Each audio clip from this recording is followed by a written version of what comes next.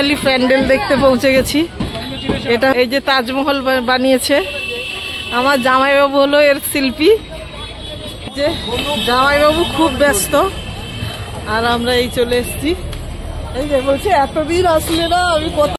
জামাইবাবু সব সময় ব্যস্ত, একটু আমার সাথে ছবিও নিতে পারছি না। এই যে তাজমহল বানিয়েছে, আমি তো প্রথমে বলছিলাম কি তাজমহল বানিয়েছে, আমার একটুও ভালো লাগছে না যখন ছবিটা পাঠিয়েছিল, কিন্তু এখন মনে হচ্ছে যে না, এখন কাছে দেখতে, ভালো করে সামনে থেকে দেখতে অনেক ভালো লাগছে। হ্যাঁ যাবো যাবো। এই যে কটিমা ভাল লাগছে? হ্যাঁ এই যে কটিমা আর আমার সেম ড্রেস। আমার ভিডিও করে দেওয়ার কেউ নেই, তাই আমি একা একাই ভিডিও করতে হয়।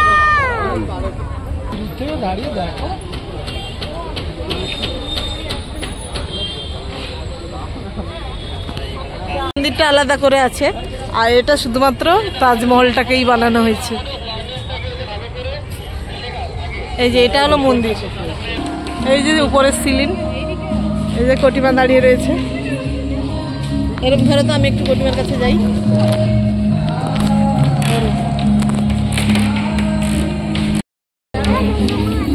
খালি মেসোর প্যান্ডেল দেখো, দিয়ে মেসোর প্যান্ডেল দেখতে না দেখতে বেলুনের, এবারে বেলুন ভালো, মেসোর প্যান্ডেল পচা হয়ে গেল। এবার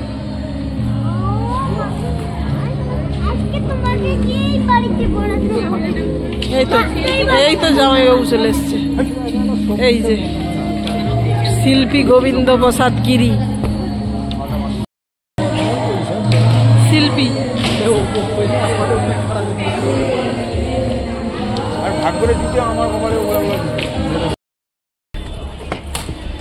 তাজমহল থেকে বেরিয়ে এলাম, এবারে ঠাকুর দেখতে যাচ্ছি। যেহেতু তাজ, এই তো ঠাকুর দেখো। হ্যাঁ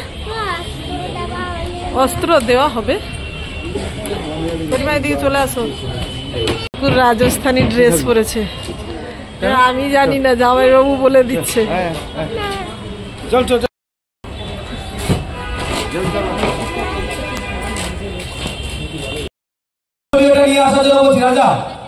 জামাইবাবু এখন মঞ্চে। আমরা আমাদের প্রতিষ্ঠানের পক্ষ থেকে এই যে মাঝখানে জামাইবাবু সম্বোধনা দেব, সম্বোধনা সম্বোধিত করবে রাজা রয়।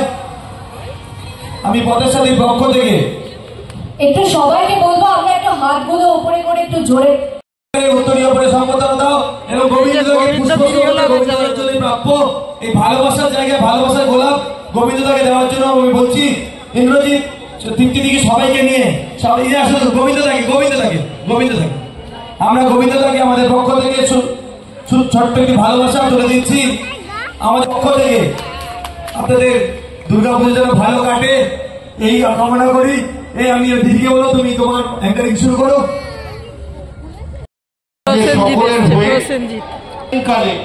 শ্রাবন্তী আসছে অন্তত গত 25 বছরে, এবং ফোন করার পর শ্রাবন্তীও ঢুকে গেছে। কি দেবী চৌধুরী নিয়ে যাচ্ছি তো আমরা সবাই।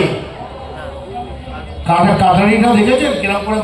আমাদের পুরো বেলঘরিয়া মাসির পক্ষ থেকে আমরা শ্রাবন্তী এবং প্রসেনজিৎকে অভিনন্দন জানাচ্ছি। এবং আমি আবার বলছি, কম করে 25 বছর বাদে এইরকম একটা বড় জুটি একসঙ্গে সবই বলে দিয়েছেন। কালকে রিলিজ, আমি কি বলবো, আমি এটাই বলবো যে আপনারা সবসময় শ্রাবন্তীকে একটু দুষ্টু মিষ্টি রোম্যান্স করতে দেখেছেন, কিন্তু এই প্রথমবার আমি এরকম একটা ঐতিহাসিক চরিত্রে অভিনয় করেছি, যেখানে একজন